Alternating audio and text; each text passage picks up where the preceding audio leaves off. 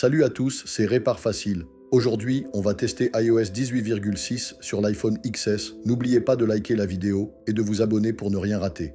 Dans cette vidéo, on va parler des nouveautés, de la batterie, des performances et je vais vous dire si vous devez faire la mise à jour ou pas. Alors, c'est parti. Cette mise à jour pèse environ 640 mégaoctets. Donc si vous voulez l'installer, assurez-vous d'avoir assez d'espace de stockage. Pour mettre à jour, allez simplement dans Réglages, Général, Mise à jour, Logiciel. La mise à jour sera disponible là. J'ai déjà mis à jour cet iPhone, donc il est prêt. Vous vous demandez sûrement quelles sont les nouveautés? Malheureusement, cette mise à jour n'apporte aucune nouvelle fonctionnalité. C'est surtout une mise à jour de correction de bugs et de sécurité.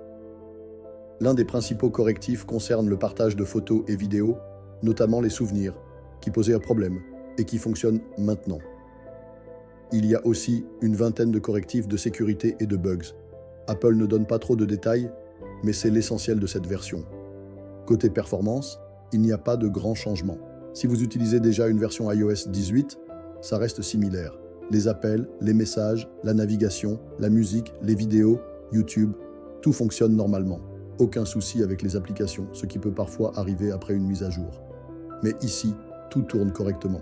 Maintenant, gardez en tête que l'iPhone XS est un ancien modèle et c'est déjà une bonne chose qu'il reçoive encore iOS 18. Il est un peu plus lent qu'un iPhone récent, mais en 2025, il reste tout à fait utilisable au quotidien. Concernant l'autonomie, vous vous demandez peut-être comment ça tient.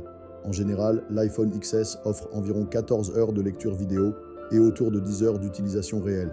Avec iOS 18.6, pas de soucis particuliers de batterie, pas de décharge rapide, pas de bug constaté. Tant que votre batterie est au-dessus de 80% de santé, elle reste en bon état. Bien sûr, chacun peut avoir une expérience différente selon l'usure de sa batterie. Donc, si vous avez constaté quelque chose, dites-le dans les commentaires.